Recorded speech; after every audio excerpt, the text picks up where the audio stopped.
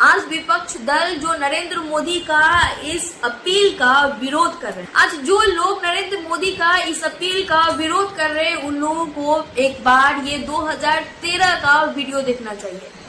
I would once again appeal to everyone. Please resist the temptation to buy gold.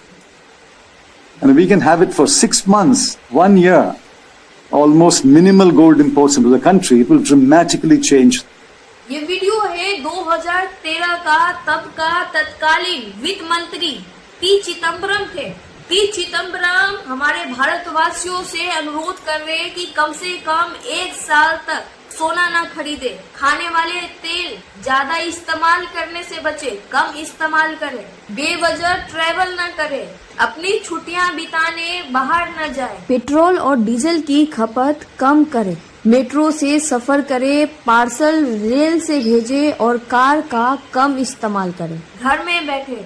और इस बार भी शायद हमारे प्रधानमंत्री नरेंद्र मोदी हमारे फ्यूचर में आने वाले मुसीबतों को हो सकता है पहले ही उन्होंने एनालाइज कर लिया है, और इसलिए हम भारतवासियों को उस मुसीबत के लिए तैयार करके रख रहे। दुनिया के सभी देशों में तेल महंगे हो गए हैं। कई सारे देश ऐसे हैं जहाँ पे ऑयल बहुत कम मिल रहा है, बंद कर दिया गया है, और जहाँ कहीं मिल भी रहा है वो बहुत महंगे हो गए हैं। लेकिन हमारी सरकार ने अभी भी पेट्रोल का, डीजल का जो दाम है उसको संभाल के रखा हुआ है, ताकि हमारे भारत में जिस तरह से लोग पैनिक हो जाते हैं वो पैनिक ना हो।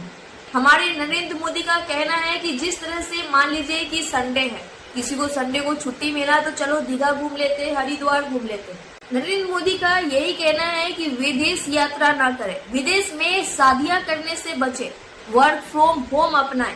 हमारे बड़े बुजुर्ग कहकर गए हैं कि जब प्यास लगे तब कुआं नहीं खोदा जाता है, इसकी तैयारी पहले से किया जाता है। शायद हमारे भारत पे जो आने वाली मुसीबतें हैं, हमारा सरकार पहले से ही इसको भाग चुकी है, और इसलिए हमको तैयार कर रहे हैं, ताकि जब हमारे ऊपर मुसीबत आए तब हम पैनिक ना हो। जो हम विदेशी सामान खरीदते हैं उसको इस्तेमाल करना बंद करें, ताकि हमारा भारत का पैसा, जो हमारे भारत में सामान बनते हैं उसी का इस्तेमाल करें, ताकि हमारा भारत का पैसा भारत में ही रहे। जब हम विदेशी कोई भी सामान खरीदते हैं तो हमारे सरकार को जाकर उसको डॉलर में पे करना पड़ता है, इससे हमारे रुपीस कमजोर होता है।